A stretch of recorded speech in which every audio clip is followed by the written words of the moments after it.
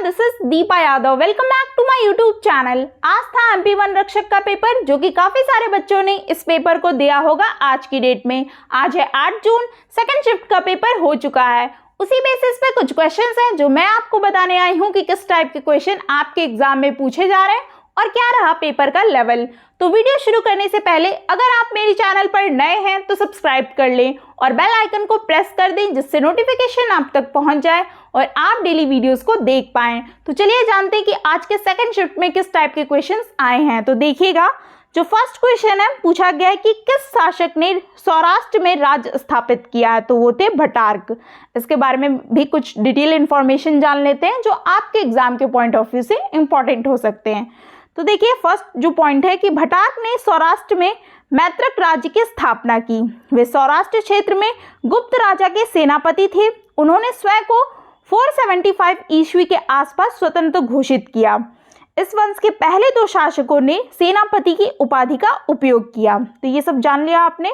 चलते हैं next question पे कि किस टाइप के देखिए क्वेश्चंस आए हैं कि राजीव गांधी प्रौद्योगिकी जो विश्वविद्यालय है कहाँ स्थित है। तो ये आपके सेकंड शिफ्ट में पूछा गया है। तो ये भोपाल में स्थित है। इसके बारे में भी जान लीजिए। कुछ पॉइंट हैं, 2 पॉइंट देखिएगा। राजीव गांधी जो प्रौद्योगिकी विश्वविद्यालय RGPV, जिसे मध्य प्रदेश राज्य तकनीकी विश्वविद्यालय भी कहा जाता है, जो कि भोपाल मध्य प्रदेश में स्थित है। RGPV की स्थापना जो है वर्ष 1998 में मध्य प्रदेश विधानसभा अधिनियम 1998 द्वारा की गई है। जितना भी मैं आपको हाईलाइटेड पॉइंट बता रही हूँ वो आपके एग्जाम के पॉइंट ऑफ व्यू से इंपॉर्टेंट हो सकते हैं और पूछे जा सकते हैं। देखिएगा नेक्स्ट क्वेश्चन कि इंद्र सिंह ने सोयपुर जो शहर है और दुर्ग की स्थापना कब की थी। तो ये 1537 में की थी। देखिएगा, इसमें फर्स्ट पॉइंट है कि श्योपुर जिला जो मुख्यालय सीप नदी के दाहिने किनारे पर स्थित है। कहा जाता है कि जयपुर राजघराने के सामंत गौड़ राजपूत के प्रमुख इंद्र सिंह द्वारा शहर और उसके किले की स्थापना ईस्वी 1537 में की गई। गौड़ राजपूत भगवान शिव के उपासक थे, इसलिए कस्बे में कई शिव मंदिरों का निर्माण किया। शिवलिंग पड़ोसी कुओं और चरण कुओं में पाए जाते हैं। नेक्स्ट क्वेश्चन देखिएगा, मेजर ध्यानचंद पुरस्कार 2022 में किसे मिला, ये पूछा गया। तो ये रिपीटेड क्वेश्चन है, ठीक है। ये पहले के भी शिफ्ट में पूछे जा चुके हैं, ठीक है। शरद कमल अच्युता है। मेजर ध्यानचंद पुरस्कार किसको मिला है? शरद कमल अच्युता को मिला है। ये देखिएगा क्वेश्चन, अरे पॉइंट्स कुछ देख लीजिए इसके बारे में कि मेजर ध्यानचंद खेल रत्न पुरस्कार 2022 में शरद कमल अच्युता टेबल टेनिस, मतलब टेबल टेनिस से ये संबंधित है, तो इन्हें मिला है। पुरस्कार का उद्देश्य क्या है ये जान लीजिए कि किसी खिलाड़ी द्वारा खेल के क्षेत्र में उस वर्ष के से ठीक पहले 4 वर्षों की अवधि में शानदार और सबसे उत्कृष्ट प्रदर्शन की पहचानना है, जिसके दौरान पुरस्कार क्या है दिया जाना है। इसका नाम महान भारतीय हॉकी खिलाड़ी ध्यानचंद के नाम पर रखा गया है। खेल रत्न की स्थापना जो है 1991-92 में राजीव गांधी खेल रत्न पुरस्कार के रूप में की गई है, लेकिन बाद में इसका नाम बदल करके 2021 में मेजर ध्यानचंद खेल रत्न पुरस्कार कर दिया गया है।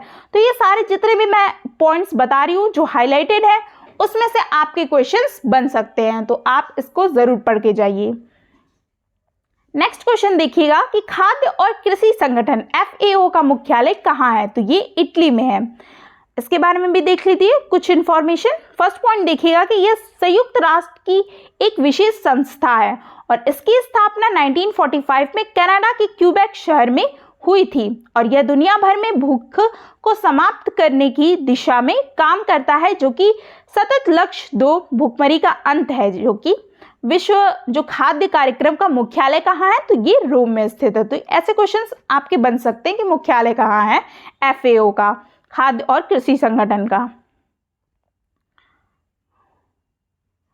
देखिएगा, दूसरी पंचवर्षीय योजना किस मॉडल पर आधारित है। तो वो महालनोबिस मॉडल पर आधारित है। तो पंचवर्षीय से भी लगातार क्वेश्चंस पूछे जा रहे हैं, इसलिए आप लोग पढ़ लीजिएगा सारे पंचवर्षीय योजनाएं। तो देखिएगा फर्स्ट पॉइंट, दूसरी पंचवर्षीय योजना में नेहरू महालनोबिस जो है मॉडल को अपनाया गया है और इस योजना का मुख्य उद्देश्य बुनियादी और भारी उद्योगों के विकास पर विशेष जोर देने के साथ साथ तेजी से औद्योगिकीकरण था। 1956 की औद्योगिक नीति ने आर्थिक नीति के लक्ष्य के रूप में समाज के एक समाजवादी प्रतिरूप की स्थापना को स्वीकार किया और प्रोफेसर पीसी महाल जो नोबिस इस मॉडल के मुख्य वास्तुकार थे। ठीक है, तो ये थी आपकी दूसरी पंचवर्षीय योजना। अब नेक्स्ट क्वेश्चन देखिएगा कि नवंबर 2022 में स्विट्जरलैंड पर्यटन में के मैत्री राजदूत के रूप में किसे नियुक्त किया गया, तो वो है नीरज चोपड़ा। नीरज चोपड़ा को काफ़ी सारे अवार्ड भी मिले हैं, तो ये सब आप पढ़ के जाइएगा। देखिए कुछ पॉइंट हैं, देखिए स्विट्जरलैंड टूरिज्म ने ओलंपिक स्वर्ण पदक जो विजेता है नीरज चोपड़ा को मैत्री राजदूत नियुक्त किया गया है। इनको क्या मिला है? नीरज चोपड़ा को ओलंपिक स्वर्ण पदक जीता है उन्होंने। नेक्स्ट पॉइंट देखिएगा कि अपनी नई भूमिका में प्रतिभाशाली भारतीय खेल सुपरस्टार भारतीय यात्रियों के लिए स्विट्जरलैंड के साहसिक स्पोर्टी और शानदार आउटडोर का प्रदर्शन और प्रचार करेंगे। नीरज चोपड़ा ने ओरेगॉन में 2022 विश्व एथलेटिक्स चैंपियंस में रजत पदक जीता, जिससे भारत ने इस आयोजन में अब तक का अपना सर्वश्रेष्ठ प्रदर्शन किया था। तो इनके बहुत सारे अवार्ड इन्होंने जीते हैं और बहुत सारे पदक इन्होंने जीते हैं, तो ये सब आप पढ़ के जाइए। नेक्स्ट क्वेश्चन देखिए कि भारत सरकार अधिनियम 1935 के तहत अवशिष्ट शक्ति और आपातकालीन शक्ति को दी गई है, तो वो है वायसराय को।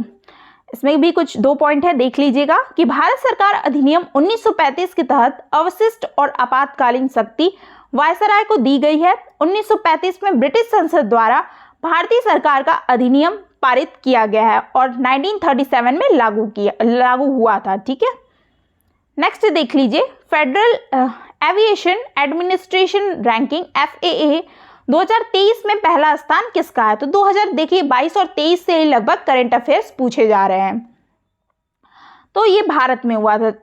और कुछ जान लीजिए इसके बारे में भी कि हाल ही में जो फेडरल एविएशन है एडमिनिस्ट्रेशन FAA अमेरिका के विमानन